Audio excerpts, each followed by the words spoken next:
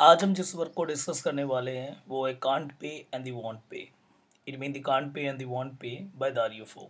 तो आज जो राइटर है हमारे पास वो इसमें कुछ कुछ बातें तो जो है बहुत इंपॉर्टेंट है कि it's a part of the farce. हम फार्स को करेंगे। फार्स का सिंपल मतलब क्या है, जैसे कि कोई बहुत ही इंपॉर्टेंट चीज़ हो और कोई सीरियस हो पर उसे एज एन कॉमेडी की तरह ट्रीट करना। ये पूरा जो है हॉट ऑटम, ये जो हॉट ऑटम है 1969 एंड ऑल्सो ओपेक यानी organisation of petroleum exporting countries, ठीक है, जो बेसिकली पेट्रोल एक्सपोर्ट करती है, ऐसी कंट्रीज़ जो है 1972 एंड 73 का सिनेरियो। तो यानी हिस्टोरिकल टच अगर हॉट ऑटम देखते तो हॉट ऑटम का सिंपल मतलब ये है कि वर्कर्स आर डिमांडिंग, किस चीज़ की डिमांड कर रहे थे, it mean for the better standard of the living, के स्टैंडर्ड ऑफ लिविंग बढ़ाओ, उनके वेजेस को इंक्रीज़ करो, उनके that period is called hot autumn. ठीक है, तो ये हॉट ऑटम पे बेस्ड राइटिंग है, can't pay and the want पे। यानी पे नहीं करना चाहते और वैसे खुद के मन से भी नहीं करना चाहते, मन भी नहीं हो रहा हम पे करें। ठीक है, इस तरह का जो कंडीशन है और जिस तरह का आपको वो टाइटल दिख रहा है, it mean that economic title है, इकोनॉमी से डील करता हुआ टाइटल है। तो हाँ, कहीं ना कहीं बैकग्राउंड जो है वो भी कहीं ना कहीं इकोनॉमिक बेसिस पे ही है। और उसके बाद जो organisation of petroleum exporting country, यानी जो सिंपल पेट्रोल एक्सपोर्ट करती है ऐसे ऐसे कंट्रीज़ को जहाँ जिनके खुद के सोर्सेज नहीं है। इटली अगर बात करते हैं तो उनके कोई सोर्स नहीं है खुद का, नेचुरल सोर्सेज जैसे पेट्रोल वेट्रोल उनके पास नहीं है। तो अगर ओपेक कंट्रीज़ जो है एक्सपोर्टिंग कंट्रीज़ अगर वो पेट्रोल के प्राइस को इंक्रीज़ करती है तो जिस वजह से उसके ऊपर बहुत बुरा असर आएगा, वहाँ पे इन्फ्लेशन इतना ज़्यादा बढ़ जाएगा। और इसी इन्फ्लेशन ने एज एन कोर पार्ट यहाँ पे प्ले करा है, जिसके ऊपर ये पूरी जो आप देख रहे हो जैसे कांट पे, ठीक है, और ऐसी है जो वांट पे है ना। तो ये जो टाइटल है इसी के ऊपर पूरा पूरा डिज़ाइंड है। हम बोल सकते हैं इन्फ्लेशन के थ्रू ये टाइटल को फैब्रिकेट किया गया है, इंटरवूव किया गया है। तो एक तो सबसे इम्पॉर्टेंट चीज़ इसमें ये है। उसके बाद इट्स इन पीट्स ऑफ सिटायर, ये सेट्रिकल वर्क है, गवर्नमेंट ऑर्गेनाइजेशन, ठीक है, और साथ ही साथ ट्रेड यूनियन पे, जो समय ट्रेड यूनियन को कैरी कर रही है, जो ट्रेड यूनियन का है उनके ऊपर भी ये सिटार है। और सोशल कंडीशन और इवन हेन्स डिलेमा जैसे साइकोलॉजी के कंसेप्ट को भी सबके सामने रखा गया है कि हम किसे माने के मोरालिटी क्या है उसको तोलना, कि भाई ये नैतिकता है कि ये नैतिकता है। इस तरह के कंसेप्ट जो है हम इसमें देखेंगे। पहले तो हम दारियो फो के बारे में थोड़ा सा पढ़ेंगे, देन आफ्टर समरी, समरी के बाद जो जो हमें ट्रेसेस मिलने वाले वो एंड आफ्टर क्वेश्चन आंसर। और आप प्लीज़ चैनल सब्सक्राइब नहीं करा तो आप ज़रूर करो उसे, ताकि आपको यहाँ पे बहुत अच्छे अच्छे कंटेंट मिलेंगे। ठीक है, चलो अब शुरू करते हैं फटाफट। Now this is for the Dario Fo and देख सकते हो फाइनली 2016 में ये गए, यानी हाल फिलहाल ही। तो इटालियन प्ले राइटर है, खाली प्ले राइटर नहीं बोल सकते, इमीडिएट फेसिस से थे। प्ले राइटर है, एक्टर है, theatre director, stage designer, song writer, political campaigner, पता नहीं कौन सा छोड़ा होगा, सारी फील्ड में। तो that is called the myriad, MYRIAD, यानी कई अलग अलग फेजेस में, कई अलग अलग उसमें फील्ड में ये एक्सपर्ट है। ठीक है, और इसके साथ साथ इटालियन लेफ्ट विंग, ये हमें उतना नहीं देखना। 1997 में Nobel prize winner in the literature, literature में नोबेल प्राइज़ मिला है इन्हें। तो और कई सारे 30 लैंग्वेजेस से ज़्यादा इनकी जो प्ले है उसको परफॉर्म किया गया और कई अलग अलग देशों में। ठीक है, तो ये थोड़ा बहुत हल्का फुल्का पता होना चाहिए, जिसको हम पढ़ने वाले कोई आम चीज़ नहीं है तारीफ़ हो। तो वैसे इतना नेम एंड फेम नहीं सुनने को मिलता, क्योंकि सिलेबस में बहुत कम देखने को मिलते हैं ऐसे ऐसे writer. But still 1997 Nobel prize winner in the literature and also stage designer, song writer, यानी पूरा थिएटर का आप मज़ा लेने वाले हो, क्योंकि थिएटर राइटिंग है तो प्ले को थिएटर में परफॉर्म किया जाता है। तो ये थिएटर का डायरेक्शन होगा, चाहे ओरिएंटेशन होगा, जो भी थिएटर के राइटर होते हैं, स्टेज डिज़ाइनर तो होते ही हैं वो, इवन द सॉन्ग राइटर के उसमें भी आ जाते हैं। और उसके साथ साथ जो प्ले परफॉर्म किया जाता है वो उसी टाइम के ऊपर बेस्ड होता है। तो यानी पॉलिटिकल टच और पॉलिटिकल एसेंस तो आपको 100% देखने को मिलेगा। और साथ ही साथ एक्टर वो परफॉर्म भी करते हैं। तो एक चीज़ को अगर आप पकड़ लेते हो तो समझ जाओगे पर्सनैलिटी किस टाइप की होगी और किस तरह की चीज़ होगी, है ना। तो ये है तारीफ हो। Historical ground of the writing, this is very very important. Historical ground के ऊपर ये जो राइटर, इतनी ज़्यादा इसमें कॉमेडी भी आपको देखने को मिलेगी। मैंने बोला as an example of the farce, तो आप वो देखो। सबसे पहले 1969, जैसा मैं आपको बता रहा था 1969 के बारे में, और जो इंसिडेंट है regarding to the 1969 is the hot autumn, ठीक है। हॉट ऑटम आपको पता होना चाहिए। अब ये क्या है, देखो सबसे पहले फैक्ट्री के जो वर्कर है उन्होंने स्ट्राइक करने शुरू कर दिए थे, कंप्लीटली शट डाउन कर दिया इंडस्ट्रियल सेंटर को इटली की। क्यों? इसको हम हॉट ऑटम कहते हैं। हॉट ऑटम का सिंपल मतलब है स्ट्राइक जो कर रहे हैं फैक्ट्री के जो वर्कर्स हैं, वो कंप्लीटली शट डाउन कर रहे हैं, सारे काम को उन्होंने रोक दिया है। This is called hot autumn. कर क्यों रहे हैं? ताकि वर्किंग कंडीशन को इम्प्रूव करना है। वही जो बातें होती है, वेजेस को बढ़ाओ, वर्किंग कंडीशन इम्प्रूव करो।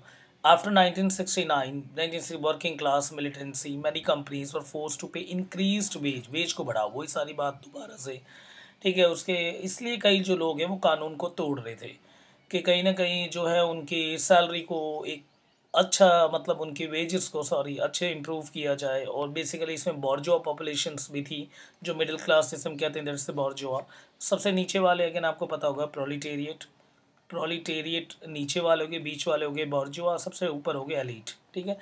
तो ये जो है कि बॉर्जुआ पॉपुलेशन जो है वो भी उन्होंने रेंट पे करने से मना कर दिया, ये सारा कुछ चल रहा था। That is called the hot autumn.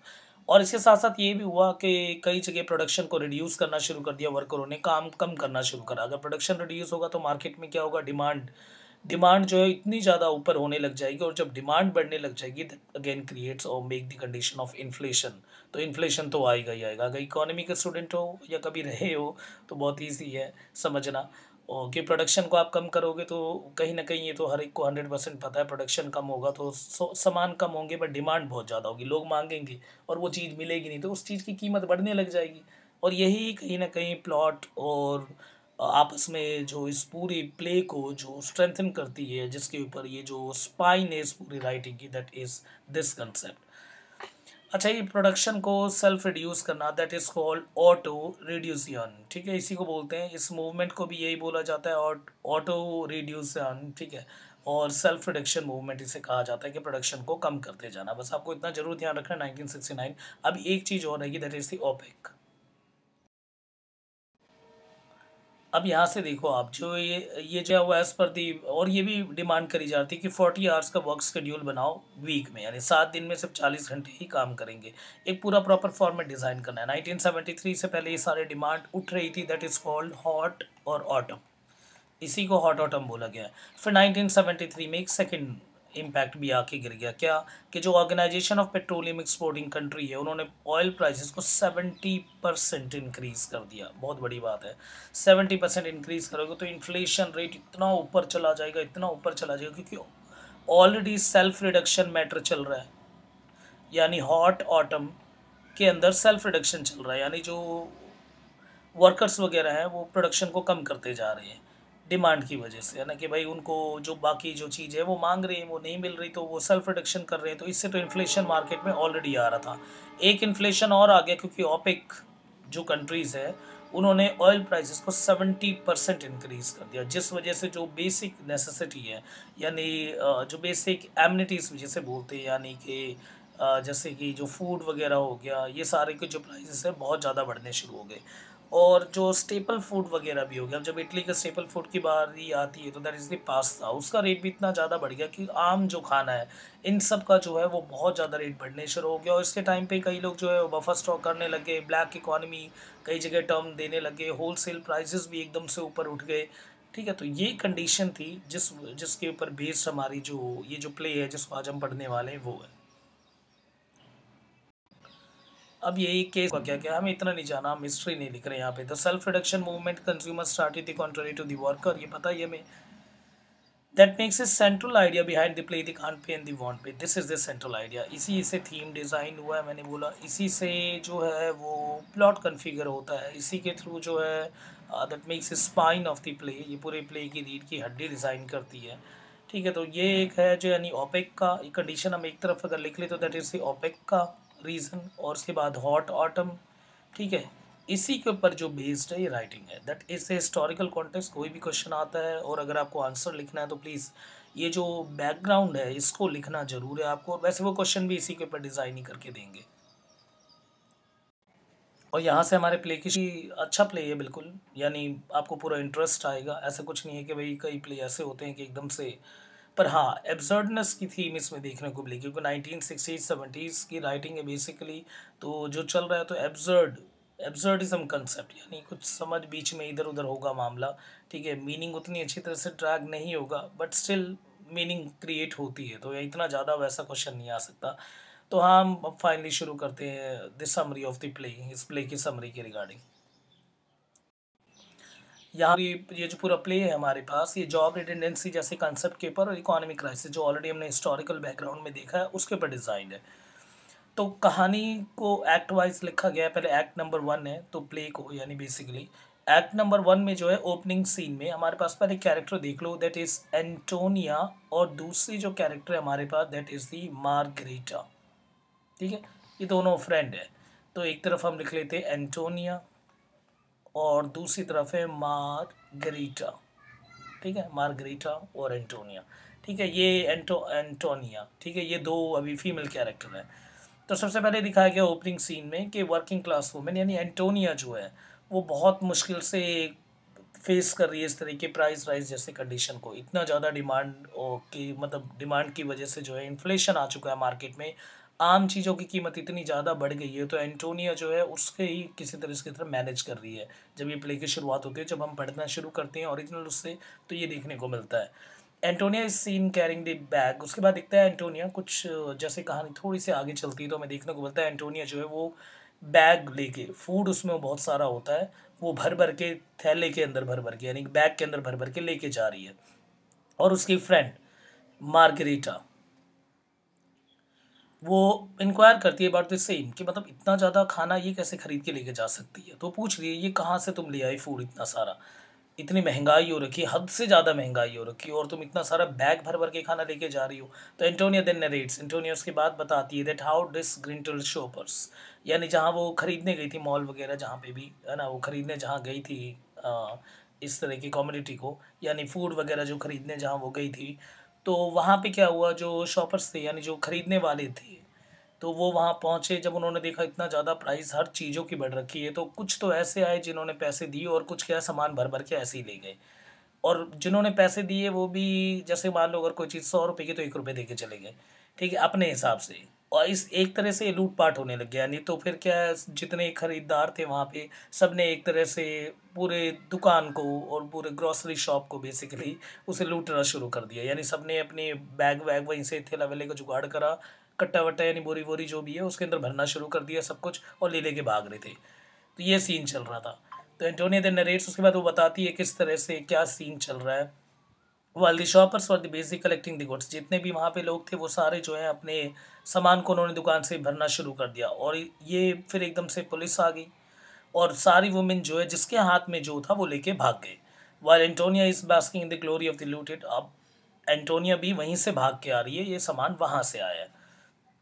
तब मार्गरेटा बोलती है एंटोनिया को कि जियोवानी क्या सोचेगा। अब जियोवानी कौन है, हस्बैंड, यानी एंटोनिया का जो हस्बैंड है उसका नाम क्या है, जियोवानी।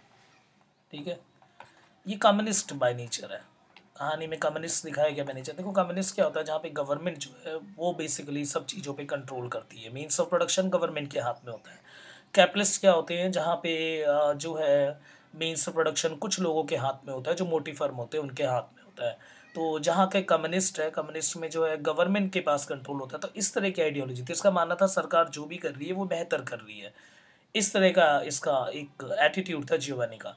इसीलिए मार्गरिटा बोलती है एंटोनिया को, तो ये सामान तो चुरा के लेके जा रही है, पर जब तेरे पति को पता चलेगा, जो कि कम्युनिस्ट बाय नेचर है, जिसका सरकार पे विश्वास है, उसे कैसा लगेगा।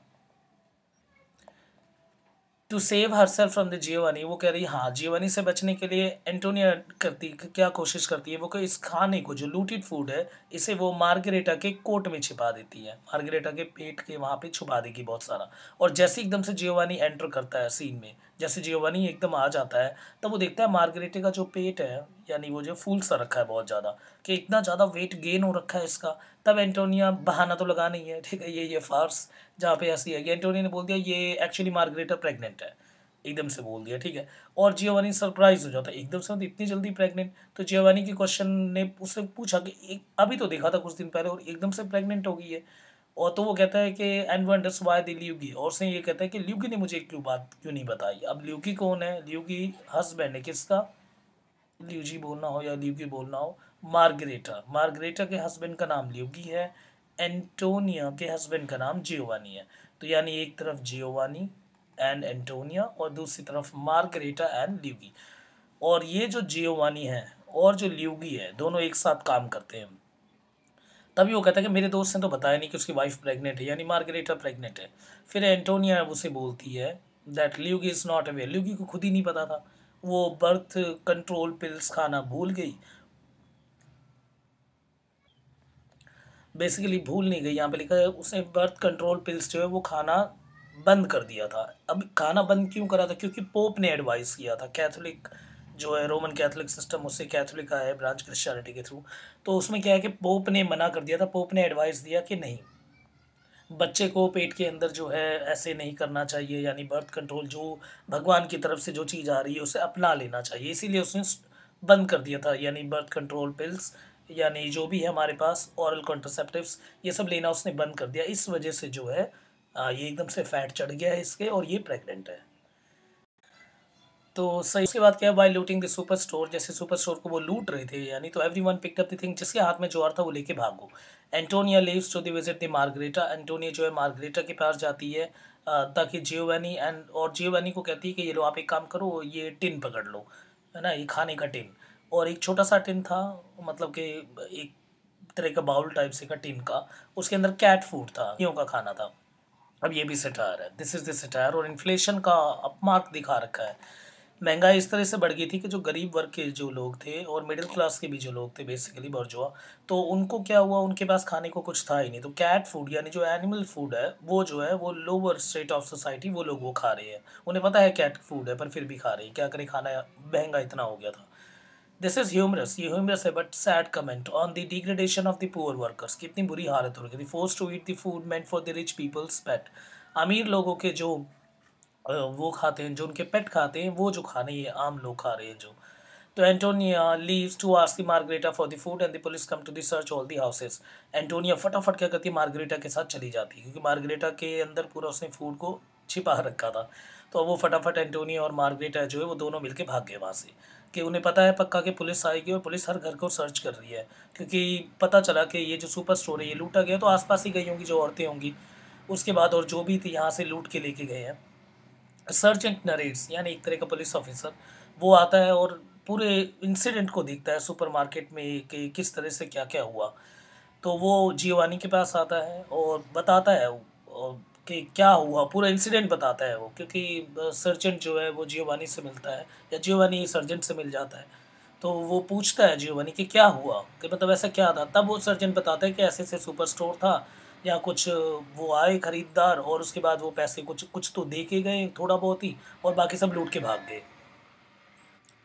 तो जियोवानी इसके ऊपर दिखाता है कि किस तरह से उसके अंदर गुस्सा है और वो रिसेंट करता है कि नहीं ये तो बहुत गलत किया, ऐसा नहीं करना चाहिए। क्योंकि मैंने बोला था आपको जियोवानी कम्युनिस्ट आइडियोलॉजी का है थोड़ा, तो उसे वो जो लगा कि नहीं ये तो बहुत गलत है, ऐसा नहीं करना चाहिए, उन्हें सरकार पे विश्वास रखना चाहिए। इसके जवाब में देते हुए सबको लग रहा होगा कि पुलिस वाला भी यही कहेगा, पर पुलिस वाला कह रहा कि नहीं नहीं, वो औरतों की तरफ था, कि वुमेन जो है, वुमेन को पता होता है इन्फ्लेशन का कितना असर आता है, क्योंकि किचन में वो होती है, उन्हें पता है हर चीज़ के कितने कितने के क्या क्या सामान आते हैं। और जब वो इस हरकतों पे उतर सकते हैं, इसका मतलब पीछे रीज़न बहुत ज़्यादा होगा, यानी गवर्नमेंट सही नहीं चल रही है, ये पुलिस वाला कह रहा है। देखो अब जियोवन के, ठीक है, and calling him from the died in the wool, ये both of the ladies come back and interrogated by an inspector. अब वो दोनों जो है लेडीज़ वापस आती है, यानी मार्गरेटा और एंटोनिया, और इंस्पेक्टर से इंटरोगेट करता है, क्वेश्चंस पूछता है, who has come regarding to the incident that has taken place to save themselves from the uncomfortable question, Margherita feign labor। Margherita जो कि अभी भी सामान लेके घूम ही रही थी इधर उधर, तो मार्गरेटा बहाना लगा देती है कि उसको लेबर पेन हो रहा है। ठीक है, the inspector offers to call an ambulance, inspector कहता है चलो एम्बुलेंस बुला देता हूँ ताकि तुम्हें आसपास के हॉस्पिटल में छोड़ दे दिया, by complicating the situation further. तो उन्हें लगता है कि नहीं नहीं, अगर इसने एम्बुलेंस बुला दी और हम हॉस्पिटल गए तो पकड़े जाएंगे। With no choice Antonio and the Margherita leave in the ambulance, पर उनके पास कोई चॉइस था नहीं, बहाना ही ऐसा लगा, तो दोनों एम्बुलेंस के अंदर बैठ के और एम्बुलेंस से आगे चले गए वो, सॉरी। उसके बाद क्या है, Giovanni is yet again left alone in the house. अब जियोवानी अकेला रह गया, उसे समझ नहीं आ रहा हो क्या रहा है, मार्गरेटा और ये मतलब और साथ ही साथ एंटोनियो कहाँ कैसे, कभी एम्बुलेंस में जा रहे हैं, क्या हो रहा है। एकदम से अब सीन में ल्यूकी एंटर करता है, यानी पूरे प्ले में, सर्चिंग फॉर हिज वाइफ, अपनी वाइफ को ढूंढ रहा होता है। Giovanni wants to know why he is not at work, but Giovanni Luigi से पूछता है, तू यहाँ कैसे, काम पे क्यों नहीं गया आज? तो ल्यूकी उससे बताता है that some other worker had left the train, कि मैं भी वहीं था और मेरे साथ कुछ बाकी वर्कर जो है वो ट्रेन के ऊपर लटके हुए हैं, प्रोटेस्ट कर रहे हैं, क्योंकि ट्रेन की टिकट का रेट जो है वो बहुत ज़्यादा बढ़ा दिया गया है। तो यानी जो इन्फ्लेशन आया है, तो वो जो सीज़न टिकट्स के ऊपर जो रेट बढ़ाए गए हैं, तो उसको लेके जो है स्ट्राइक कर रहे हैं हम सब, इसीलिए हम काम पे नहीं गए और कोई फ़ायदा नहीं है। ल्यूकी फिर ये बोलता है, कहता है कि it's no use waiting for either the government, ना सरकार के लिए वेट करके कुछ फ़ायदा है, ना ट्रेड यूनियंस के लिए वेट करके फ़ायदा है। ये लोग सिर्फ अपने अपने मतलब देख रहे हैं और हमारे पर ध्यान ही नहीं दे रहे, इसलिए स्ट्राइक ही एक रास्ता था जो हम सब कर रहे हैं, ताकि हम गवर्नमेंट और ट्रेड यूनियंस दोनों को जवाब दे सकें। इसके बाद Giovanni tells him about the Margherita pregnancy. Giovanni कहता है ठीक है, पर पसंद नहीं आ रहे थे जियोवानी को ये आइडिया, क्यों और इस तरह की हरकत, क्योंकि जियोवानी, मैंने बोला कि कम्युनिस्ट आइडियोलॉजी का है, गवर्नमेंट पे जो विश्वास रखते हैं। पर फिर भी जो है जियोवानी पूछता है कि अरे मार्गरेटा जो है तेरी वाइफ जो है वो प्रेग्नेंट हो गई, तूने बताया भी नहीं। अब ल्यूकी को खुद ही नहीं पता, अब ल्यूकी को खुद नहीं पता, वो भी हैरान हो गया, अरे मेरी वाइफ प्रेग्नेंट और मुझे ही नहीं पता। ठीक है, इस तरह का सीन चल रहा है यहाँ पे। अब यहाँ से शुरू में to finally put up an end the fears of the Antonia decided to hide the looted food items. अब एंटोनिया जो है वो सोच रही है फूड आइटम को कहाँ छिपाए, किस तरफ लेके जाए।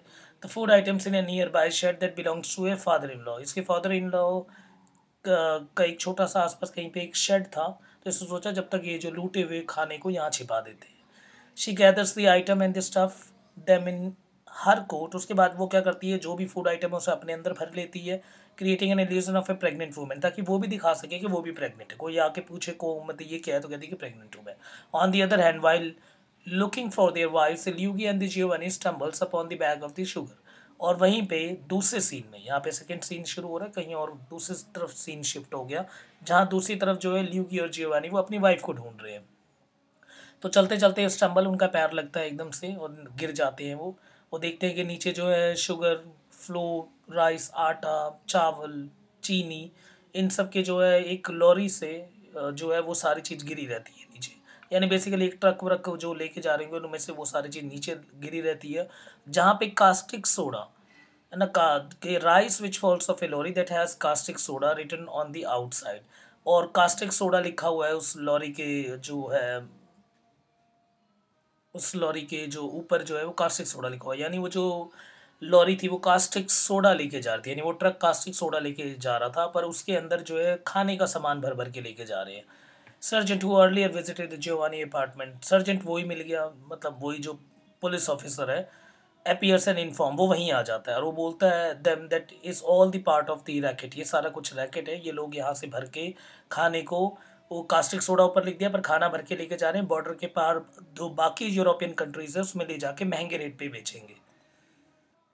और फिर वो बोलता है even he files a report, अगर वो रिपोर्ट भी फाइल करेगा तो कुछ नहीं होगा इसका, है ना, कुछ लेना देना, कुछ सबूत दिखाते दिखाते ऐसा सीन, क्योंकि अभी हालात ऐसे हो रखे हैं। जियोवानी एंड दिलीगी आर शॉक्ड, वो शॉक हो जाते हैं जब वो ये सारा कुछ देखते हैं कि इंडस्ट्रियलिस्ट, बॉर्डर पुलिस और अथॉरिटी वो सब भी चुप बैठी हुई है। तो Luigi thinks that these sacks are the rightfully there, तो ल्यूगी को लगता है फिर तो सही है, मतलब बिल्कुल सही हो रहा है फिर तो Giovanni still feels that it should be left on the trade union to address their problem. Giovanni कहता है अब ये तो ट्रेड यूनियन की प्रॉब्लम है, वो देखेंगे क्या करना है क्या नहीं करना। तो Luigi reminds him it is because of the trade unions are not doing anything. तो ल्यूकी कहता है ट्रेड यूनियन ही तो कुछ नहीं कर रहे, इस वजह से तो ये जो खाने का स्टॉक है इधर से बाहर ले लेके लोग जा रहे हैं। At this point the Luigi informs him that they had been laid off and the management is shifting the production to a place where the labour is cheaper. अब इसमें ल्यूकी ये भी बताता है कि साथ ही साथ जो उनकी कंपनी जहाँ वो काम कर रहे हैं, जो मैनेजमेंट प्रोसेस है वो यहाँ से उठ के जा रही है कहीं और, जहाँ पे लेबर जो है वो चीप मिलेगी, यानी एक तरह का अनएम्प्लॉयड फेस भी दिखाया जा रहा है। This changes the Giovanni attitude, एकदम से जियोवानी का एटीट्यूड ही बदल जाता है, क्योंकि जियोवानी जो गवर्नमेंट पे विश्वास करता था, जिसकी कम्युनिस्ट आइडियोलॉजी थी, जब उसे पता चला कि गवर्नमेंट ही कुछ नहीं कर रही, यानी उसकी नौकरी खुद चली गई अब, तब वो कहता है कि he agrees to keep this acts. अब वो कहता है कि नहीं, एक काम करते हैं, यहाँ से कुछ बोरी उठा के हम भी निकल जाते हैं। The inspector appears, but they manage to run away with a couple of sacks riding a stolen bicycle.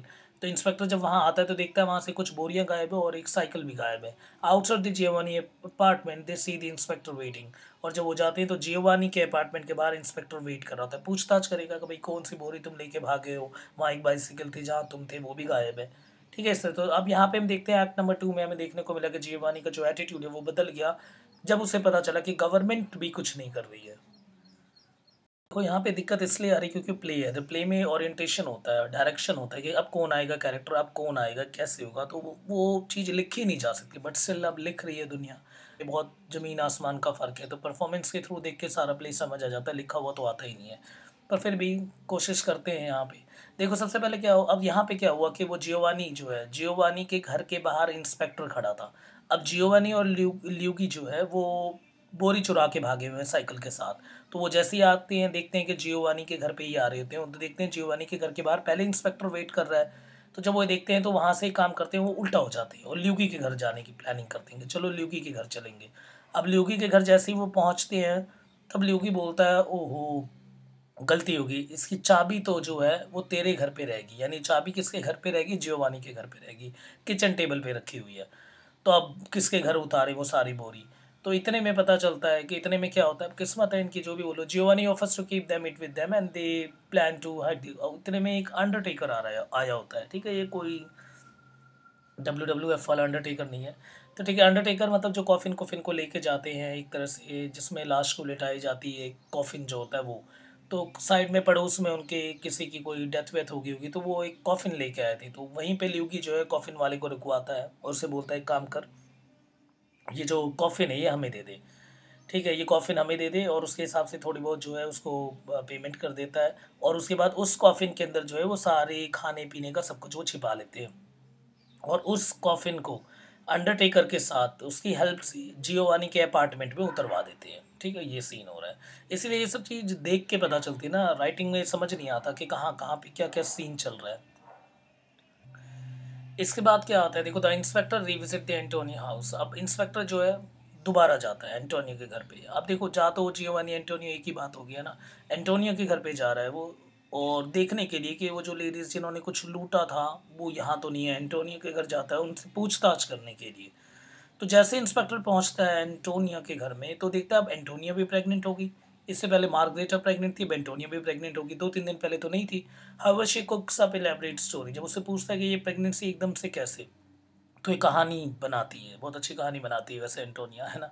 वो ये कहती है कि ये सब कुछ तो बस माया है एक तरह से। आप एक माया क्या है, एक तरह से ये सब आशीर्वाद है किसका, सेंट यूलेलिया का। एक वो पैट्रन सेंट है फर्टिलिटी के, यानी वो जिसको आशीर्वाद देते हैं तो मतलब वो क्या होगा, प्रेग्नेंट हो जाती है वो औरत।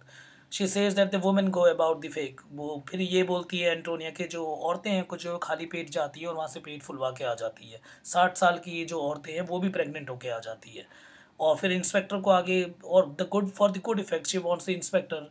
और इंस्पेक्टर को बोलते हैं अगर आप चाहते हो, अगर आप ये मत सोचना कि आप मेरे इसको स्टमक को या फिर ये जो मेरे जो बेली वाला जो पार्ट है इसको देखोगे कि भाई ये अगर आपने ऐसा किया, तो सेंट ने एक चीज़ बोल रखी थी, अगर कोई अगर ऐसा करेगा तो वो अंधा हो जाएगा। इतने में वो कोशिश कर रहा होता है इंस्पेक्टर की, एकदम से लाइट जो है वो चली जाती है, तो इंस्पेक्टर को लग जाता है वो अंधा हो गया। ठीक है, यही स्टेज डायरेक्शन और ओरिएंटेशन किस तरह से दिखाया जाता है हर चीज़ को।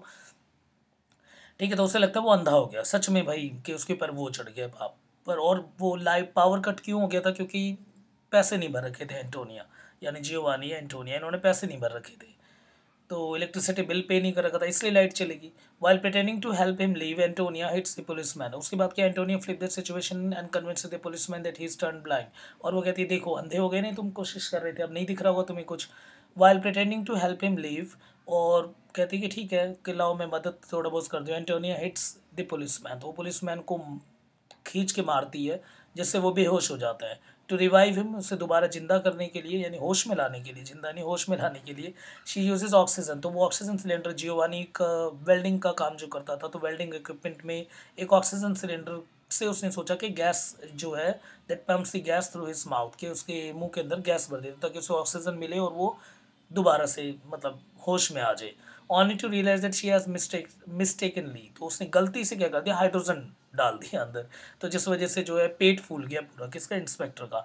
The inspector is then stuffed into the अलमीरा। उसके बाद उन्हें समझ नहीं आया, तो एंटोनियो ने उसे उठाया और उसके बाद उसको डाल दिया अलमीरा के अंदर, बंद कर दिया और छोड़ दिया कि जो उनके रिटर्निंग हस्बैंड आएंगे वो इस केस को अब देखेंगे। यानी जब उनके हस्बैंड आएंगे, यानी जो जियोवानी आएगा, वो देख लेगा अब क्या करना है क्या नहीं। इसके बाद वो भी भटक रहे हैं इधर-उधर से, वो वापस आते हैं घर पे और वो सोचते हैं चलो फटाफट इन जो सैक वगैरह जो हमने चुराया है, ये जो बोरी-वोरी है खाने की, अब इसको छिपा देते हैं। तो उसके लिए वो अंडर सोफ़ा छुपाने की कोशिश करते हैं, कॉफ़िन को वार्डरोब से जो है, उसके बाद इन वो क्या करते हैं, and the coffin in the wardrobe, कि कॉफ़िन को वार्डरोब में छुपाने की कोशिश करते हैं। जैसे ही वो खोलते हैं वार्डरोब, तो देखते हैं इंस्पेक्टर उसमें अंदर छिपा हुआ है, पेट फूला हुआ। They were taken aback to find. और जब वो इधर-उधर जाते, मतलब इस तरफ से उसको जब आस-पास जब वो जाते हैं, तो देखते हैं कि ओ तेरी, एंटोनिया भी यहीं है और मार्गरेटा भी यही है, और देखते हैं कि ये तो उल्टा हो गया कि 4-5 दिन पहले मार्गरेटा प्रेग्नेंट थी, अब वो उसकी प्रेगनेंसी हट गई और ये प्रेगनेंसी ट्रांसफ़र होगी एंटोनिया के पास। अब क्या एंटोनिया दोबारा बहाना लगाएगी? नहीं। ये कन्फ्यूज़ हो जाते हैं बहुत, जियोवानी और ल्यूगी दोनों कन्फ्यूज़ हो जाते हैं कि हो क्या रहा है, कभी ये प्रेग्नेंट हो रही है, ये हट रही है, वो प्रेग्नेंट हो रही है। तब आफ्टर ए सीरीज़ अब कई सारे क्वेश्चंस पूछते हैं, को कई सारे झूठ फिर भी बोलती है एंटोनिया, लगी रहती है झूठ बोलने में दोनों के दोनों। पर एंड में वो कन्फेस कर लेते हैं कि जो लूट हुआ था, यानी जो लूटा गया था अभी, वो हमने किया था सुबह जो, तो उसमें हमारा भी हाथ था, हमने बहुत सारा सामान चुराया है। तो उन्हें लगा अब एंटोनिया को लगा अब जियोवानी जो है गुस्सा करेगा, क्योंकि वो कम्युनिस्ट है। पर बाद में देखता है कि जियोवानी कुछ नहीं बोलता, वो कहता है ठीक है, जो करा सही करा। द प्ले एंड्स, यहाँ पे प्ले एंड हो जाता है विद 4 कैरेक्टर, 4 कैरेक्टर जो हैं, ये 4 के 4, यानी जियोवानी, ल्यूगी और साथ ही साथ मार्गरेटा और एंटोनिया, ये 4 के 4 अब देख रहे होते हैं और वेट कर रहे होते हैं, कप बोर्ड की तरफ देख रहे होते हैं कि कब वो होश में आएगा। जैसे ही इंस्पेक्टर होश में आएगा, तो उसके बाद क्या होगा। तो जियोवानी बोलता है एकदम से to the audience, I am not running any more, अब मैं कहीं नहीं जा रहा, we will face the bastard, इसको हम अपने आप देख लेंगे। तो ये देखो, स्टार्टिंग में कैसा था जियोवानी और एंड में कैसा हो गया ना, जिसको कम्युनिस्ट जो गवर्नमेंट पे विश्वास करता था, वो ही गवर्नमेंट को, ब्यूरोक्रेट्स को, जो यानी जो गवर्नमेंट पोजीशन पे होल्ड करके बैठे हुए हैं, जो गवर्नमेंट एम्प्लॉई है, उनको ही कह रहे हैं बास्टर्ड से प्रेजेंट कर रहा है। ठीक है, इस तरह का जो है। तो इन्फ्लेशन से इतना सुंदर प्ले लिखा है, बहुत ही अच्छा है, मतलब ऐसा लगता है कि पूरा सब कुछ कनेक्टेड है। बाकी परफॉर्मेंस में सच में जो कैरेक्टर इसमें परफॉर्मेंस के टाइम पे आप जो देखोगे, वो सबसे हट के बात होगी। तो यहीं पे ये प्ले एंड हो जाता है। अब यहाँ पे एनालिसिस ऑफ द प्ले, कि इस प्ले के एनालिसिस से बहुत सारी कहानी, इसमें सेम वही बात है कि दारियोफो का ये जो play depicts a period of the inflation, recession and unemployment, 3 चीज़ इसमें दिखाई गई है। और वर्किंग क्लास हाउसवाइफ के ऊपर भी है, जो कि एक मिलान जो सिटी है अगेन इटली में, उस वहाँ का एक तरह से हमें सिनेरियो दिखाया गया 1974 का। The women refuse to pay the high prices, उन्होंने रिफ्यूज़ कर दिया। और 1969 का hot autumn, the farce enacted in the play, farce को इनैक्ट किया गया, वेरी वेरी इंपॉर्टेंट। ठीक है, includes all the traditional ingredients like the women feigning the pregnancy, वही पुराना कंसेप्ट यूज़ करा गया कि प्रेगनेंसी वाला। वेल टाइम एंट्रेंस है कैरेक्टर के, बिल्कुल सही। The body is flying out of the cupboard, husband unaware of the parenthood, बहुत ही अच्छी तरह से बैलेंस राइटिंग लिखी गई है। The play demonstrate how the house wife understand the circumstances better, ये भी दिखाया गया किस तरह से बेशक वो हाउस वाइफ है, वुमेन का रोल, तो वुमेन ही सबसे पहले इस तरह की चीज़ों को बहुत जल्दी समझ सकती है। इट्स कह सकते हो that women are the antenna of the society. ठीक है, एक एंटीना की तरह काम होता है उनका सोसाइटी में। सबसे जल्दी अगर इन्फ्लेशन हो, तो वो वुमेन के थ्रू ही पता चलती है। Luigi represent the militancy of this factory worker, militancy दिखाई है ल्यूगी ने, किस तरह से स्ट्राइक लीड कर रहे थे वो। और वहीं पे जो है Antonia represent the all the housewife who benefit from the hot autumn, hot autumn से कईयों को बहुत फ़ायदा मिला, तो उनमें से एक हाउसवाइफ एंटोनिया थी, जो कि सामान अच्छा खासा भर के ले आई थी। And the better wages and the comfortable working condition, वो भी इसमें दिखाया गया। Antonia to join the supermarket protest, Antonia character is of the irritated housewife whose husband fails to see the ills of the society. एक तरह की ऐसी female दिखाई है एंटोनिया, जो मानती है कि उनके हस्बैंड जो है सोसाइटी के जो इल्स है उनको वो देख नहीं पा रहे हैं, सोसाइटी में क्या क्या फ्लॉज है वो नहीं देख पा रहे, क्योंकि कम्युनिस्ट आइडियोलॉजी वाला पति था उसका। तो जो भी माँ का सरकार कर रही है, उसका मानना था जो भी सरकार डिसीजन लेती है वो सब कुछ बेहतर ही लेगी। तो पर वो आइडियोलॉजी हमें देखने को मिला, एंड में बिल्कुल ऑल्टर हो गया। And through out the play that is the list regretful of her action that looting the super market, and में वो देखा कि सुपर मार्केट को लूटा, तो उसे नज़रअंदाज कर दिया, उसने कहा कोई दिक्कत नहीं है, जो चल रहा है चलने दो, जब गवर्नमेंट हमारी नहीं सोच रही तो हम गवर्नमेंट की क्यों सोचें। Miss Giovanni seems to be the actual political target of the play। तो ये political target जो है इस पूरे play का वो यही मान सकते हैं हम, क्योंकि political wise इसका जो एक तरह से सोच थी वो बदली गई। Antonia is the friend Luigi and the surgeon। Most of the dramatic tension and the humor is created by the Antonia। Antonia ने सबसे ज़्यादा humor create किया है। Constantly tries to curtail the illegal loot of the communist and the law abiding partner। क्योंकि वो छिपा रही थी, क्योंकि उसका जो पार्टनर था वो लॉ अबाइडिंग था, बहुत ज़्यादा कानून और इन सब और गवर्नमेंट को मानता था वो। This housewife are the driver of the play. यही ड्राइवर्स हैं प्ले के। बहुत इंपॉर्टेंट लाइन है। It mean that housewife उनके रोल कैरेक्टर की अगर हम बात करते हैं तो द परफेक्ट रोल में जिसको रखा गया that is the Antonia. Antonia is an female character, तो फीमेल साइड से लिखा गया। This also an excellent example of the feminism और फेमिनिस्ट ग्राउंड से लिखा। और as an female as an antenna भी दिखाया गया, किस तरह से वो इन्फ्लेशन के एंटीना को जज कर लेते हैं, एंटीने से जज कर लेते हैं। Act one portrays the Giovanni is an absolute communist. वो पूरा कम्युनिस्ट था और एंड में देखने को मिला कि उसने गवर्नमेंट के ही एक एम्प्लॉय को बास्टर्ड बोला। For example in act to the Luigi and the surgeon, ठीक है, वही सारी बातें लिखी हुई। Towards the end he is politically transform, पूरी तरह से बदल गया and ends up the supporting the looting in the supermarket. इसके बाद play is very different from its predecessor in terms of the technique and the plot, that is totally different. The rebellion in the supermarket is only the collective action while the most of the event take place in the indoor. ठीक है, वैसे तो वहाँ collective effort था, पर हमें कुछ जगह की कहानी दिखाई है। That is called again the pilot way of moving, है ना। एक पायलट सर्वे किया गया है, एक छोटे से लेवल पे सर्वे करके हमें बताया गया कि कैसी कंडीशन पूरी सोसाइटी में ऑलरेडी मूव कर रही थी। जैसे मान लो अगर आपको इतनी ये पूरे ये बहुत बढ़िया ज़मीन का टुकड़ा है और आपको पता करना है यहाँ पे किस सॉइल की क्वालिटी, तो आप सब जगह की कर ना करते हुए आपने एक छोटा सा ये उठाया और इसका इतने से एरिया का कर दिया। ठीक है, तो इसको ये छोटा सा that is called the pilot survey बोलते हैं। इसी के बिहाफ पे आपने इस पूरे एरिया को डिफाइन कर दिया। Such type the pilot concept, हमने पायलट सर्वे का देखा गया कि सोसाइटी को सर्वे किया by the mode of the pilot. तो पायलट सर्वे के मैकेनिज्म से ये पूरी कहानी को जो है इस प्ले को मूव करवाया गया। यही सब कुछ हर जगह चल रहा होगा, तो उसके लिए इन्होंने सिर्फ 4 कैरेक्टर्स उठाए, उन 4 कैरेक्टर को इन्होंने दिखाया और इस तरह से बाकी कैरेक्टर पे भी वही जनरलाइज कर दिया गया। दिस इज द टेक्निक, याद रखना ये टेक्निक इसीलिए एक द पायलट टेक्निक यूज किया गया in writing again. Political humor, the play deals with the social and the political concern throughout the humor। social humor और political humor दोनों चल रहे हैं। and also even the Italian cinema and the media started viewing these concerns through the lens of the satire। ये भी साफ पता चल रहा है कि इटालियन सिनेमा और the media even the theatre वो लेंस ऑफ उन्होंने सेट्रिकल लेंस को होल्ड कर रखा था, ये सारी चीज़ को दिखाया जाता। और थिएटर से बढ़िया क्या हो सकता है, जहाँ थिएटर एक बेस्ट चीज़ है जिसके थ्रू आप पॉलिटिकल सोशल इस तरह के सटायर को सबके आगे दिखा सकते हो। The rebellion of 1968 and the political cartoons important before the upheaval the media is guarded and the censored the territory। तो वो यदि कान पे एंड दी वॉन्ट पे के थ्रू जो है वो सारा कुछ दिखाया गया हमें इटली के बारे में और 1968 के इन्फ्लेशन का कंडीशन, वो सारा कुछ। The play questions about the laws and the govern of the free market as the plot unfolds।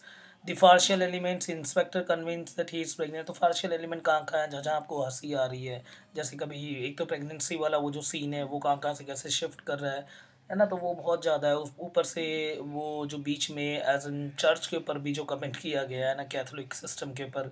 और उसके बाद सेंट इलूया जो जिसको जिस सिंपल जो जिनके बोलने से ही कोई जो है वो प्रेग्नेंट हो जाएगा, यानी उनके आशीर्वाद से ही। तो ये सारा कुछ जो है the absurd world of the Antonia and the Margaret represent the hunger its most naked form. और अगर देखा जाए तो एक बहुत ही ज़्यादा सोशल सेट्रिकल वर्क है लिखा हुआ, क्योंकि वहाँ पे साफ दिखा रखा है दैट हंगर कंसेप्ट को दिखाया गया है। अब यही जो हंगर कंसेप्ट है इसके थ्रू ही जो है एज एन कंसेप्ट जो हंगर है, यानी जो अंदर का जो ड्राइव है दैट इज़ इम्पॉर्टेंट। और उसकी वजह से ही जो है मोरालिटी जैसी चीज़, नैतिकता जिसे हम कहते हैं कि क्या सही किया या गलत किया, ये जो मॉरल लेसन है वो इसके ऊपर ही कहीं ना कहीं खड़ा होता है। क्योंकि अगर हमारी ज़रूरत बहुत ज़्यादा हो तो मोरालिटी ऐसी जगह पे कहीं ना कहीं थ्रैश होती हुई दिखती है। तो यहीं पे जो है आपको हेन्स डिलेमा एक साइकोलॉजी का कंसेप्ट है जो मैं बताना चाहूँगा, और मैं चाहता हूँ कि आप ज़रूर लिख के आओ इस तरह के कंसेप्ट को पेपर में। ओ, कि क्या होता है कि जो हेन्स डिलेमा है ना, मैं यहाँ पे लिख देता हूँ HEINZ, है ना, हेन्स और उसके बाद एंड फाइनली डिलेमा। अब हेन्स डिलेमा जो है ये एथिक्स और मॉरल के रिगार्डिंग लगाई जाती है, यानी मोरालिटी, यानी क्या हमने सही किया या नहीं किया। जो कि इसमें देखिए उन्होंने चोरी करा, क्या वो सही था कि नहीं था। इस तरह के बड़े-बड़े क्वेश्चन रेज़ करती है रिगार्डिंग टू द लॉ, कानून जो बनाया गया है वो सही है कि नहीं, वो किस पे डिपेंड करता है। अच्छा, तो ये कोलबर्ग की स्टेजेस ऑफ मॉरल डेवलपमेंट का पार्ट है। तो हम बात करते हैं कोलबर्ग, यानी इसकी थ्योरी है कोलबर्ग की, KOHLBERG। कोलबर्ग की एक थ्योरी है the stages of moral development, कि मॉरल है क्या, यानी मोरालिटी, नैतिकता क्या है, कि मतलब हमें किस समय क्या करना चाहिए, कैसे पता चलेगा कि जो कानून बनाए गए उसे हमेशा हमें वैसे ही मान के चलना चाहिए, या हम जो कुछ करते हैं तो गलत क्या है और सही क्या है, इसके बीच में फ़र्क समझा है। तो इसमें कुछ नहीं है, इसमें एक सिंपल उसने एक चीज़ बताई कि जो भी रूल्स रेगुलेशन है वो किस हद तक सच है, वो किस हद तक सही है, सही और गलत क्या है उसको उसने समझाया नॉर्मली।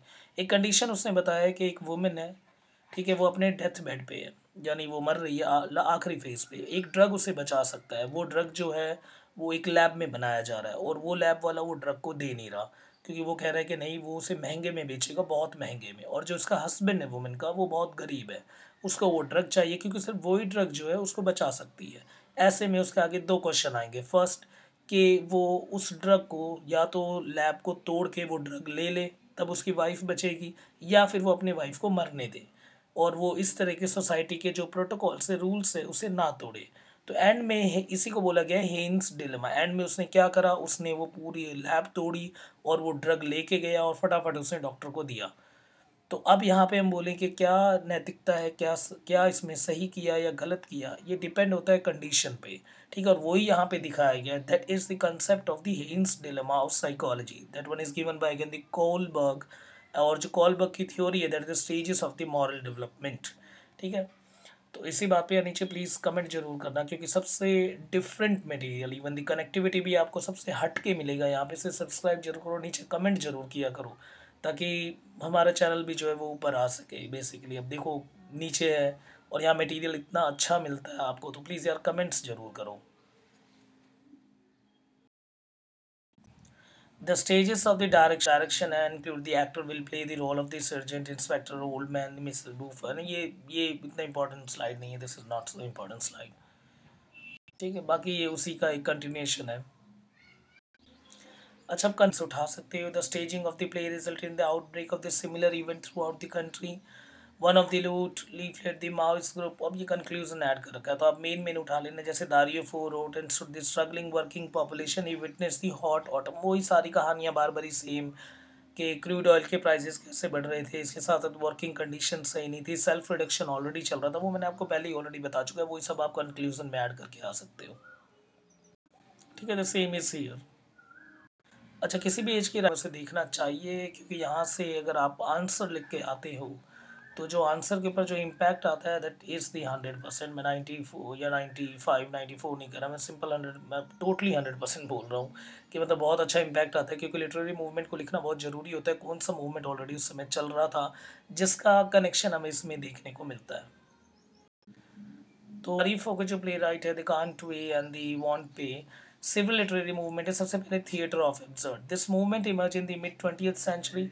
तो rejection of the traditional dramatic structure, जो पहले से जो लिखे आ रहे हैं, जिस तरह का लिखने का अंदाज है वो सब नहीं मिला इसमें, क्योंकि मैंने बोला था इसे पायलट वे से डिज़ाइन किया गया, एक छोटा सा केस स्टडी उठाया गया, उसके बेसिस पे पूरे को बता देगा। जैसे सैमुअल बेकेट ने लिखा था वेटिंग फॉर गोडो, ऐसे यूजीन आयनेस्को की अपनी खुद की, वैसे पिंटर की द बर्थडे पार्टी, ठीक है, आयनेस्को की राइनोसरस, जो कि हमारे चैनल पे भी ऑलरेडी सब एक्सपेरिमेंट कर रहे हैं, सब कुछ एक नया लेके आ रहे हैं। तो that is the theatre of the absurd, कि कुछ हट के लिखना है, पुराने स्टाइल पुराने स्टैंडर्ड उसके थ्रू क्लासिक उस तरह से ना लिखते हुए एक न्यू स्टाइल लेके आने, तो वो है। Second is an excellent example of the political satire, वो आपको पता ही है।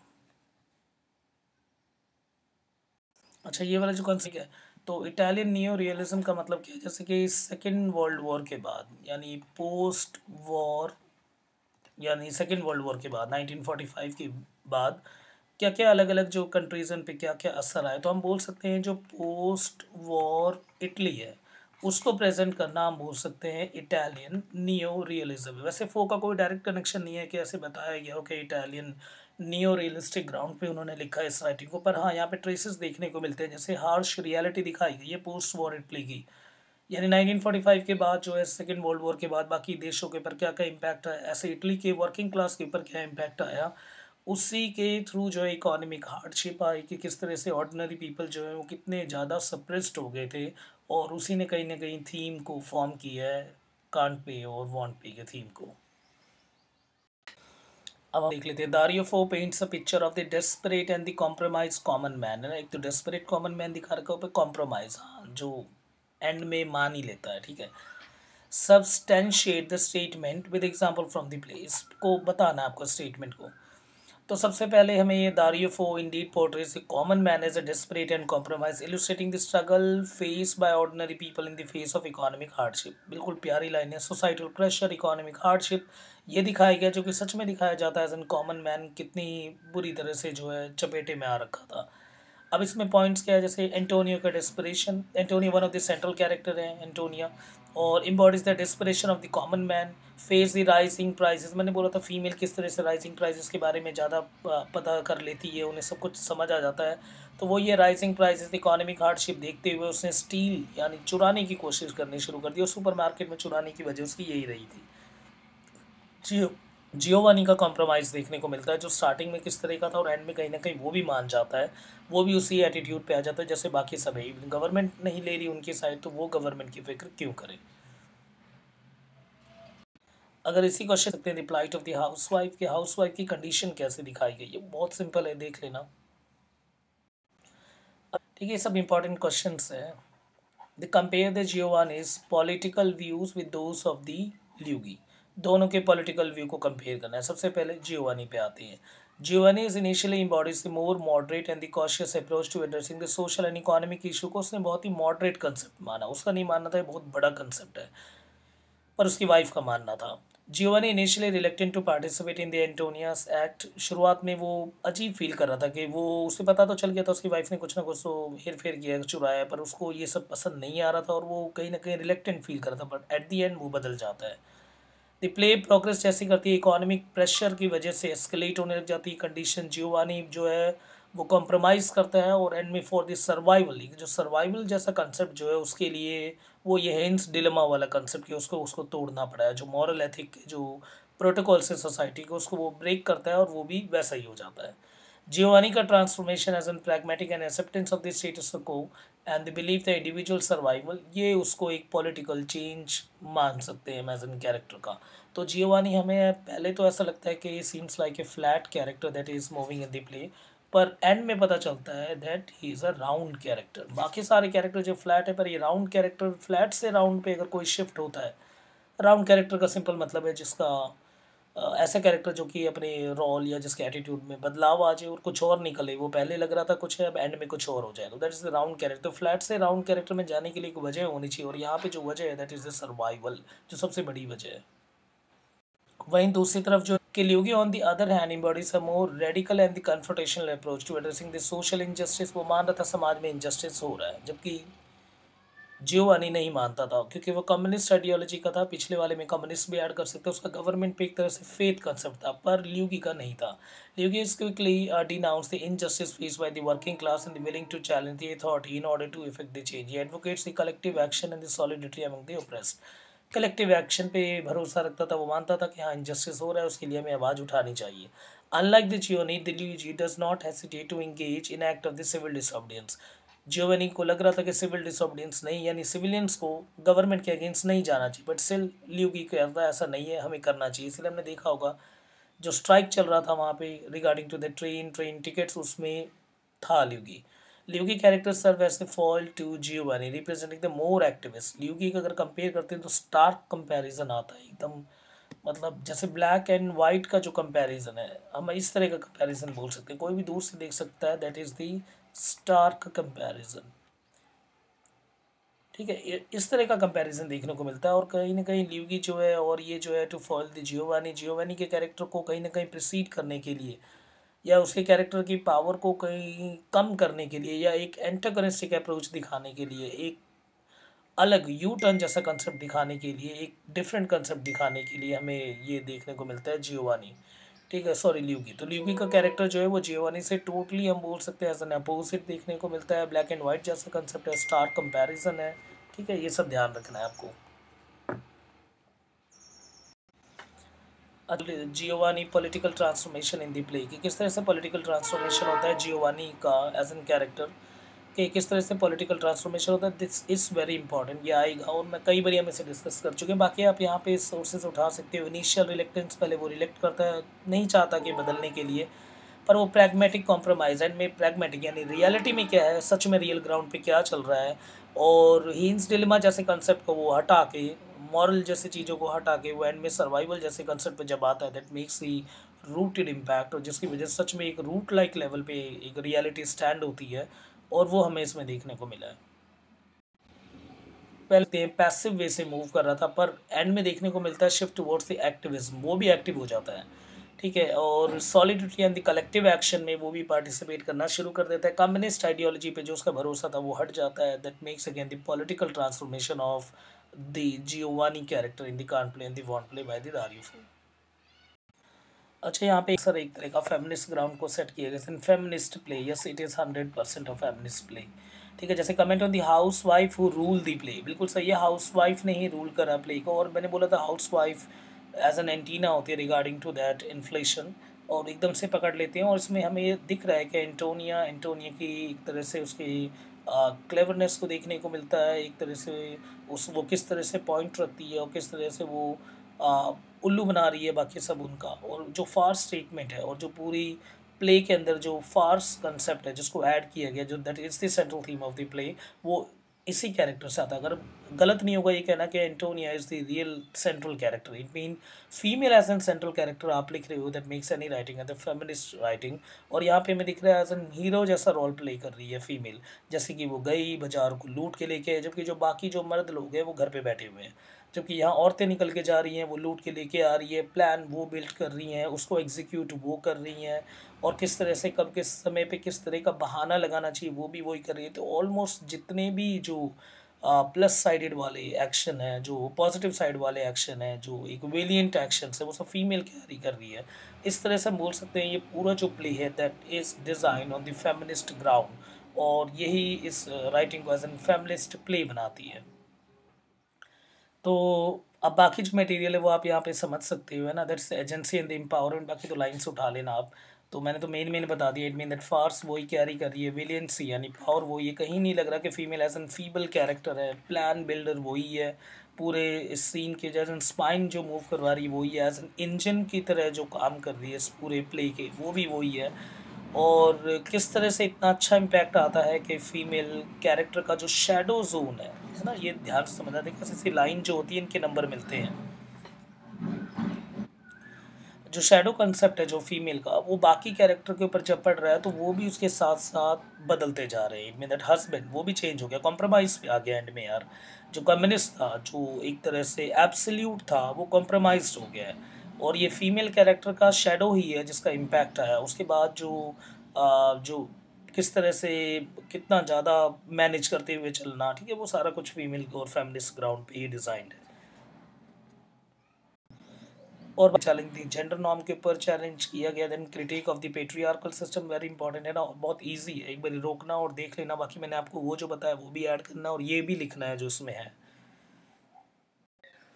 अब आ गए थे some of the farcical elements in the play. कौन कौन से हैं फार्शियल एलिमेंट? तो सबसे पहले absurd situation, exaggerated character, that is the farcical element, उन्हें कहते हैं। द स्टोलन गुड कंसीलमेंट, एक तो वो है द सुपरमार्केट का सीन, एक ये इंस्पेक्टर का विजिट। सारे सीन्स याद कर लेना एज इट इज़, आपको लिखना है वहाँ पे तब, क्योंकि एक फार्शियल का क्वेश्चन आने ही वाला है ना, पूछेंगे वो फार्स जो है इसमें कहाँ कहाँ पे इस प्ले में, इस प्ले ये जो प्ले है उसमें फार्शियल एलिमेंट्स कहाँ कहाँ पे उसको लिखो, ठीक है। पॉइंट्स वाइज नहीं लिखना, ये जरूर ध्यान रखना है। एज एन पैराग्राफ ही लिखना है आपको। पैराग्राफ को आप ऑल्टर कर सकते हो, थोड़ा बहुत चेंज कर सकते हो, थोड़ा बदल सकते हो, अब थोड़ा अलग स्टाइल में ब्लैक पेन वगैरह ये सब यूज़ कर सकते हो, बट ऐसे नहीं लिखना जैसे कि एसएसटी के क्वेश्चन के आंसर को लिख रहे हो आप। सोशल साइंस नहीं है, दिस इज द लिटरेचर। तो थोड़े से बाकी के डायलॉग अगर एक दो अगर आपको याद हो तो वो भी जरूर लिखो, प्ले के इंपॉर्टेंट डायलॉग से वो निकाल के लिख सकते हो आप। बुक पढ़ लेना, जैसे कि दस एंटोनिया प्रेगनेंसी न्यूज़, उसके बाद फिजिकल कॉमेडी, उसके बाद इंस्पेक्टर्स विजिट। लाइंस बहुत आर पार की, इसमें भी बहुत अच्छी अच्छी लाइंस लिखी हुई है, मैंने अभी पढ़ी है और देखा, बहुत प्यारी लाइंस लिखी हुई है, तो इसको ज़रूर ऐड करना है आपको। और बस पॉइंट्स से मत लिखना, ये ध्यान रखना है, ठीक है, ये ज़रूर ध्यान रखना। Comment on the use and influence of the French theatrical technique in the farce play, भाई फ्रेंच थिएटर का कंसेप्ट इंपॉर्टेंट।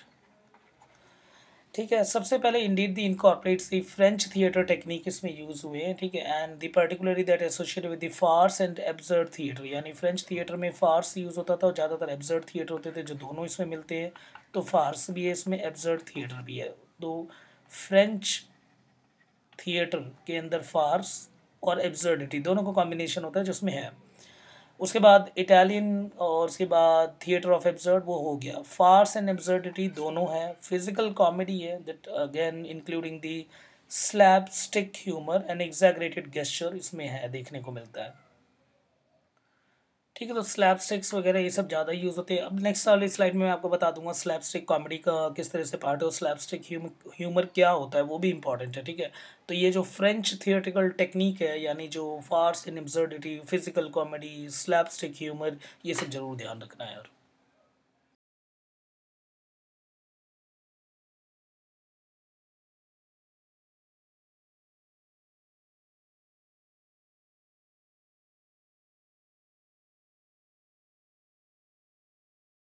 यहाँ पे मैं बात कर रहा था स्लैपस्टिक। अगर अलग से क्वेश्चन में से इतना मुश्किल तो आता नहीं है स्टिल पेपर में, पर अगर कोई इस तरह की क्वेश्चन डाले, देखो जो है, सॉरी यहाँ से, तो स्लैप और उसके बाद क्या है, that is the stick humour.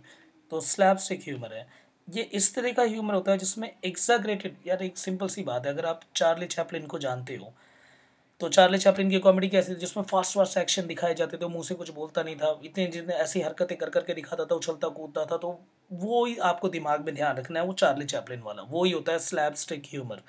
यानी इसमें क्या होता है, इसमें सबसे पहले एग्जैगरेटेड फिजिकल एक्टिविटी, बहुत ज़्यादा फिजिकल एक्टिविटी को दिखाया जाएगा, एग्जैगरेटेड फिजिकल एक्टिविटी। ठीक है, बस। तो first point exaggerated physical activity होगी दैट एक्सीड्स द बाउंड्री, यानी नॉर्मल फिजिकल कॉमेडी नहीं होगा, ये बहुत ज़्यादा एकदम से वो चढ़ जाएगा, नीचे आ जाएगा, जैसे कि मिस्टर बीन की तरह है ना, वो भी एक स्लैपस्टिक कॉमेडी है। इसके साथ साथ इसमें क्या होगा, स्लैपस्टिक में involve both intentional violence and violence by mishap. ठीक है, अंदर से भी वो कई बार सोचते हैं वॉयलेंस करने के लिए, उनको अंदर से फटे जाएंगे, ऐसे ये कर देंगे, वो कर देंगे, ये कर देंगे, वो कर देंगे, और कई बार ऐसा लगता है कि उनसे गलती से कुछ हो गया हो। ठीक है, तो ये होता है ज़्यादातर हमें। The term arises from the device developed in use in the broad physical comedy है, और इसे हम कई बार बोलते हैं कॉमेडिया दिलात्री।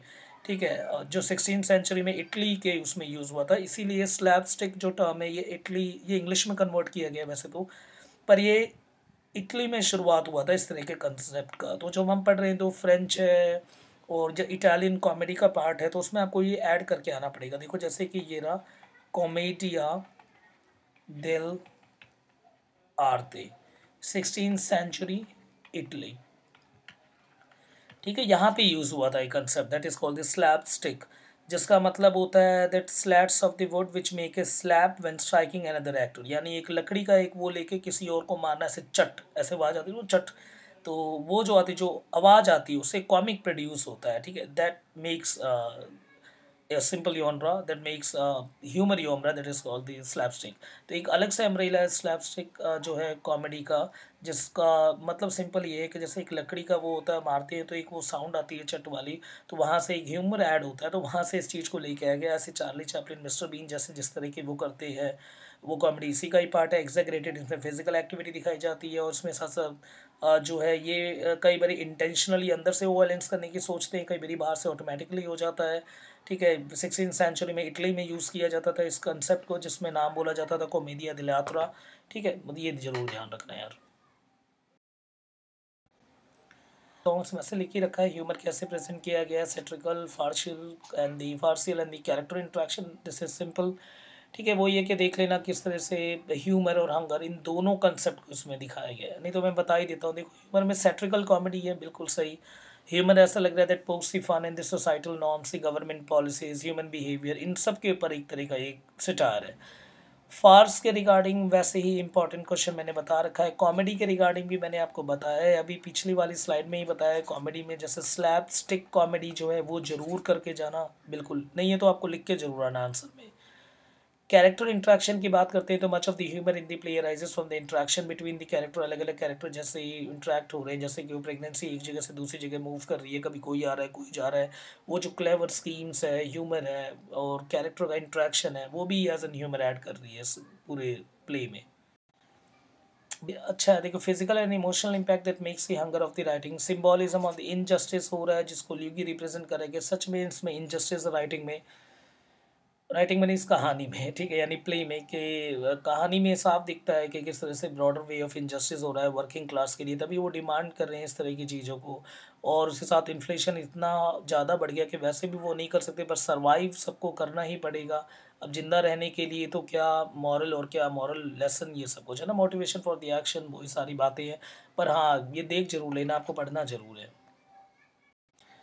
बाकी कंक्लूज़न की ज़रूरत पड़ती है, बड़े क्वेश्चन आ रखा हो और उसके हमें आंसर को लिखना हो तो कंक्लूज़न बहुत ज़रूरी है। ऐसा नहीं कि कंक्लूज़न सिर्फ एंड में ही ऐड किया जाता है, वैसे बोला तो कंक्लूज़न एंड में जाता है, पर कई जगह जैसे इसमें जो कुछ ऐसी लाइन्स होती है जिसके अंदर बहुत ज़्यादा मटेरियल लिखा होता है और बहुत आप स्टार्टिंग में लिख के आ सकते हो, तो वो भी आप ऐड कर सकते हो। जैसे it's a blend of the satire farce realism, ठीक है, इन सब का ब्लेंड है। द सरियल क्या है यहाँ पे? Surreal means unconscious frame of the mind. 1930s के टाइम पे सरियलिज्म आ गई थी, ठीक है, जिस समय पे क्यूबिज्म भी आई थी, ठीक है, क्यूबिज्म भी आई थी, इसी टाइम पे सरियलिज्म भी आई थी, ठीक है। तो क्यूबिज्म का मतलब होता है थर्ड डायमेंशन। हर राइटिंग दो डायमेंशन पे चलती है, पर अगर आप कुछ अलग डायमेंशन में लिख रहे हो, कुछ हट के डायमेंशन में लिख रहे हो, जो कि ये राइटिंग है, तो it's an perfect example of the cubist phase of the writing, तो क्यूबिज्म बोलते हैं इसे, ठीक है। वैसे ये पेंटिंग आर्ट उससे आई थी, पर लिटरेचर में आ गई। अगर आप दो डायमेंशन से कोई हट के डायमेंशन में लिख रहे हो, दैट इज़ द क्यूबिस्ट, क्योंकि दो डायमेंशन जैसे स्क्वेयर हो गया, रेक्टेंगल हो गया, पर क्यूब में क्या होता है, तीसरा डायमेंशन एक और आ गया, है ना। जब हम सिंपल बात करते हैं, अगर हम रेक्टेंगल की, तो एल और बी है, पर तीसरा डायमेंशन जैसे एच आ जाता है, that makes the cubist ideology. तो यही है क्यूबिज्म। तो ये राइट जो लिटरेचर में क्यूबिज्म देखने को मिला। ऐसे सरियल क्या होता है? अनकॉन्शियस माइंड, यानी आप अनकॉन्शियस वे में, यानी दिमाग के पीछे वाले हिस्से के थ्रू, यानी आप जो समझते हो, जो चीज़ों को प्रेजेंट करना चाहते हो, जो आपको अंदर से लगता है, अनकॉन्शियस फ्रेम में जो आपके कई सालों तक वो जो चीज़ टिकी हुई है, उसको आप एग्जीक्यूट करना चाहते हो, दैट इज द सरियल, तो उसे सरियलिज्म बोला जाता है। तो ये क्यूबिस्ट और सरियलिज्म, इसको भी आप ऐड करके आ सकते हो। एब्सर्डिज्म भी है, साथ ही साथ मैंने बोला स्लैपस्टिक कॉमेडी भी है, बहुत कुछ करवा दिया इसमें। तो फाइनली ये ख़त्म होता है। होप सो आपको बहुत पसंद आया होगा, ठीक है। नीचे कमेंट्स ज़रूर किया करो, है ना। अगर मुझे, अगर सच में अच्छा लगता है कि अगर तुम कमेंट करते हो तो हाँ, सच में कोई पढ़ रहा है, पूरी तरह से पढ़ रहा है, और ये पता भी चलता है कि मुझे आगे वीडियो बनानी चाहिए कि नहीं बनानी चाहिए, कि मैं कैसा पढ़ा रहा हूँ। तो यार नीचे कमेंट्स ज़रूर करो। और बाकी ये बताया करो क्या आपको कितना अच्छा, कितना मतलब कितना अच्छा कंटेंट मिला और कितना अच्छा मैंने पढ़ा है, ये भी प्लीज़ नीचे कमेंट किया करो। बाकी ये मेरी ईमेल आईडी है, that this is the Telegram channel को प्लीज़ ज्वाइन करो, क्योंकि जो भी मैं पढ़ाऊँगा वो यहाँ पे शेयर कर देता हूँ मैं। फेसबुक आईडी पे आप मुझे रिक्वेस्ट भेज सकते हो, बस कुछ नहीं है, सिंपल फेसबुक आईडी पे अजितेश आनंद आपको सर्च करना और कर देना है। बाकी ये मेरा व्हाट्सएप नंबर है, आप यहाँ पे मुझे टेक्स्ट कर सकते हो। थैंक यू सभी को, और प्लीज़ कमेंट जरूर करना। और चैनल सब्सक्राइब नहीं है तो यार उसे प्लीज़ कर लेना।